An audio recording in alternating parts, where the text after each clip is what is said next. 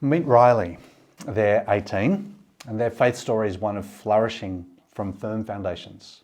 This is what they say. I grew up in a Christian home with Christian parents. I didn't have a big moment of recognition, but I committed my life to God with my mum's help when I was 5. I was frightened in a thunderstorm and found peace in the knowledge I had a saviour and protector. I then grew to understand in depth what being a Christian meant as my parents read missionary stories and the Bible to me and my siblings when we were eating dinner together. I lost my grandfather when I was 9 and struggled with no longer seeing him again. I didn't doubt God, but I wondered what he was doing. I also knew that my granddad went to a better place and that I'll see him again someday. I got baptised when I was 10, announcing my identity as a child of God and a follower of Christ. I wish to regularly commit life decisions to Christ and pray that his will be done despite what I might have to go through. I ultimately long for his return and for peace about the concept of eternity. Meet Jeffrey. He's 17, lives in Sydney, raised an Anglican.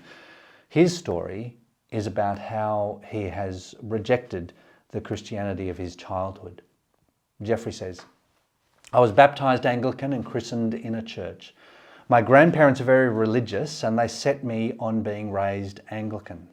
So I took separate scripture in public school before moving to an Anglican college. My father is overtly atheist and my mother is agnostic, so most of my spiritual guidance before losing my faith at 13 came from my grandparents and school. I have always doubted my faith, but sustained daily prayers until adolescence. I can't reconcile the miracles of the Bible with the laws of nature, despite agreeing with the moral guidance that the Bible provides. Any spiritual experiences I have had have been limited to dreams. That being said, I still love the principles of Christianity, save for the miraculous, and I strive to live by them to this day, hence why I still read the Bible. Or meet Mei Ling. She's 16, from South Australia, goes to a Christian school. This is how her story begins. My family is Christian. I can't really think of a time where I became aware of spirituality or religion. I think I was always keen to learn more as a kid, and the things church teaches is inspiring. When we asked when she took ownership of her faith, she wrote this: I want to develop my faith. I don't know. A little laugh. And when we asked about the difficulties that she's faced, she wrote, faith is difficult because I don't know what God feels like. And I've lived without thinking of God for so long. Growing up in a Christian school had its upsides and downsides, but I think being too sheltered and forced to be in a Christian environment has put off many of my peers from Christianity, and I'd be lying if I said it hadn't negatively swayed me too. Although I have doubts and question everything, for me there's no way that there isn't any God, because for some reason the possibility of that doesn't make sense to me. Lol. I just don't know that God very well. Now these young people, whose names have been changed, all participated in the Your Story research project. They, along with 436 other 16 to 20-year-olds from around Australia, completed a long online questionnaire. They told us about the experiences that they associated with faith and spirituality, and the things they did to express their faith or spirituality. We asked them about these experiences and practices from when they were a child, when they were in their early teens, and what it's like for them now. They gave us an indication of their spiritual worldview, and most importantly, they told us something of their story of faith or of no faith, of losing faith or of finding it. We asked them to tell us where their story of faith began, what were the high points and challenges, and where they think their story is headed in the future. What we have in this data is a new contribution to youth spirituality research in Australia. Rather than just getting a snapshot of what's going on for young people in one particular moment in time, this project has looked at how their experiences of faith have changed over time. So take Riley and Jeffrey and Mei Ling. If you encountered them in their early teens, well, they'd each present as committed Christians. They read the Bible, they pray, they go to church, they live Christian lives. And yet, when we listen to their stories, we hear them moving in three different directions. Riley's taking steps to grow in their faith. Mei Ling is sort of cruising along in maintenance mode. And Jeffrey, well, he's on his way out, if not already gone. Three stories of faith that might look the same in some sense, but moving in three different directions and each with quite different implications for those who want to serve them with the good news of Jesus. This research has helped us not just see what's happening now, but to get an insight into what has shaped now and what has gone on during childhood and in the early teenage years to influence the faith that young people have today and the influences that affect where that faith is headed in the future. Now, the first thing to say in response to all of this is a big thank you to all the young people who took the time to tell us their story. These young people endured a very long and somewhat repetitive survey. We are very grateful that they, or perhaps you, shared your stories with us. Now, by us, I'm referring primarily to my research partner, the Dr. Rowan Lewis, along with our trusty research team, John Marion and James Gallagher from the Salvation Army, Mel Hanger, Eli Lewis and Lily Barnes, all members of Anglican churches in Sydney and Melbourne, and Father Michael Salib from the Coptic Orthodox Church in Melbourne. The project was sponsored by Converge Oceania, a network of youth ministry agencies committed to research-directed ministry and mission among young people in our region. And through Converge, we want to thank all our financial partners who have made this research possible. We have loved reading and reflecting on all the data that we've gathered, and there is loads that we could explore together. For today, I want to offer two big ideas to get you thinking and talking. First is this: young people live in a force field. Now, I'm not talking about gravity or midichlorians, but about the force field of factors that either act in support of our journey of faith or factors that act contrary to that journey. This was one of the key assumptions that we brought to our research.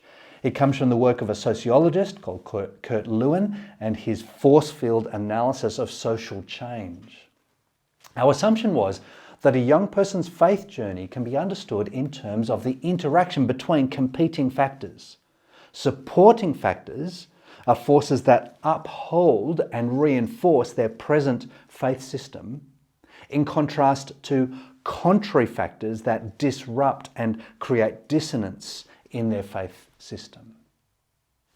The big idea to capture here is that whether a young person's faith story is one of personal growth and commitment, or one of declining commitment, or even walking away from the faith, the difference isn't the result of the presence or absence of any one particular spiritual support or any one kind of spiritual challenge or obstacle. Rather, it's the relative balance between the two that counts. So if the way that you tell your story takes note of more supports than challenges, your faith grows.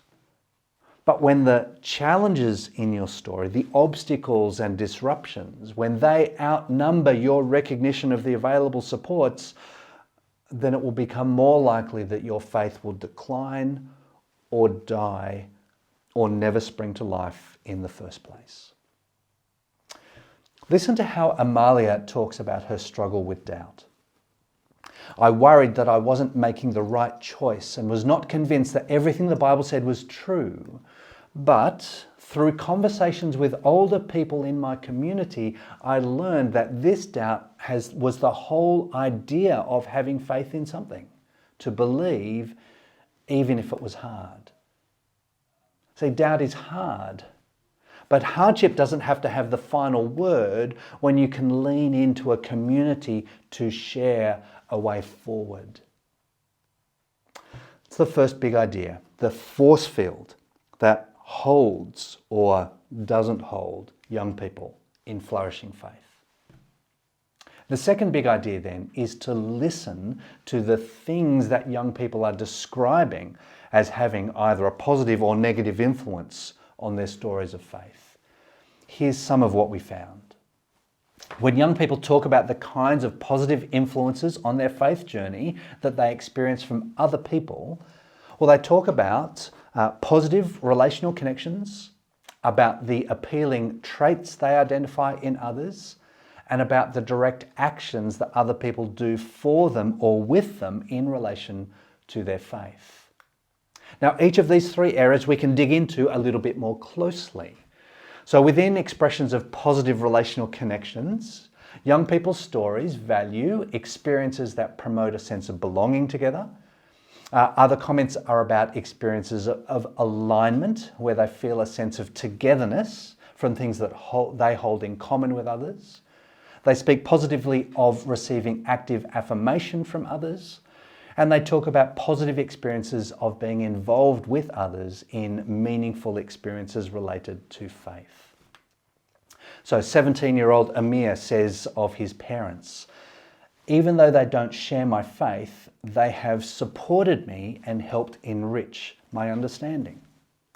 Or 16-year-old Sienna, who told us, "This year has definitely been easier with the comfort and support of a mentor. Just having someone else to encourage you in your faith, who is older than you and has a lot of wisdom to share." The second category, the appealing traits that young people recognize in others, well, that's made up of general character traits that are appealing, even though they don't have much to do with faith or spirituality. There's specific mention of things to do with faith, where others either model an appealing life of faith in general, or where they engage in specific positive spiritual practices. So like what 19-year-old Liam says of his mum, "She's been a model of grace and forgiveness. She's lived through hell at the hands of the church, yet still loves Jesus and is still soft in her heart." And then finally, when others are involved in direct actions that support a young person's faith story. There are 4 specific ways that that's done. The first is encouraging or challenging the young person to do specific things in relation to their faith. Second is the ways that others promote the young person's personal agency or help them to take responsibility for their own faith. Third is helping the young person constructively engage with the intellectual dimensions of their faith. And then fourth is providing general life support and help, even though not directly related to faith. Now we hear a bunch of these positive direct actions in Maya's story. She's 20 and reflecting back on the time that she began to take ownership of her faith when she was around 13 or 14. She wrote this: "At a youth service, at the end of the sermon, the preacher asked everyone to close their eyes and bow their heads, and then anyone who wanted to commit their lives to God should put up their hands. Maybe a week or 2 later, after Bible study, my leaders pulled me aside and gave me a card and a Bible study guide aimed at teenage girls. Said they'd seen me put up my hand and wanted to encourage me in my faith. I was also confirmed maybe a year after that. But I think raising my hand and then having my leaders notice and support me was an even more important experience." See, these are the kinds of factors that have supported young people's stories of faith. On the other hand, there are 2 big turn-offs for young people. They are unattractive ways that others express their faith, whether that's problems with how people practice their faith or problems with the actual things that others believe. And the second turn-off was having a poor relational engagement with a young person. And that included references to lacking relational connection, not recognizing the young person's agency, sort of generalized antisocial negative behaviors, as well as more overt misuses and abuses of power. This is what 18-year-old Aidan told us. "I don't want to go to church anymore, as the experience has been horrendous. I know that not going means I will probably slip away from faith. I want a genuine faith community experience, but I am very, very wary now. Without my parents, I would have walked away from my faith in recent years. The church has been nothing but a huge disappointment. Now, in all this, the simple takeaway may appear to be, well, let's have more of the supportive factors and fewer of the contrary ones, right? But the deeper reflection is to think about how you can make these supports so present to the children and young people you serve so that they learn how to draw on the supports available to them. How can you empower young people to leverage the supportive factors in and around them in ways that are able to counter the obstacles that are so present? You see, our job in discipling young people isn't to shield them from difficulties. We might want them to be fewer contrary factors that our young people have to grapple with. But the reality of life in this world is that challenges are all around. So how can we help young people recognize the supportive factors around them as actually helpful, as go-to supports that will help them grow in their faith? Let's not leave young people isolated, feeling guilty or ashamed or fearful. Let's not leave them wandering about on their own. How can we create communities of solid relationships of belonging that give children and teenagers a support team that they are ready and able to draw on? The big message from our research is that children and young people are on a trajectory. Whenever we get to encounter a child or young person, we have the privilege of entering into their unfolding story. And that story has a past and a future, and we get to be part of this present moment. And that is both a challenge and an opportunity. The challenge is to remember that it's important to not just understand where this young person is, but to understand something about where they've come from and to consider where they might be headed. How will our ministries serve the needs of each young person within their unique stories of faith? Because if we can do that, well, then we'll be able to take up the glorious opportunity of being part of this moment that may well become a pivotal moment in their life journey. I mean, on the other hand, of course, they also may not give their interaction with you a second thought. We don't get to choose which experiences stick, nor can we control what a young person will perceive of us or associate with our actions. But with the expectation and freedom that comes from being on the Lord's business, we enter into the sacred reality of this moment. And who knows, we may well leave an impression that becomes woven into how this young person understands themselves and their world and the living God. So let's be better listeners. How could you be more attentive to the stories that each young person brings? The stories that we get to be part of, the stories that we hope and pray could find themselves taken up in the very story of Christ.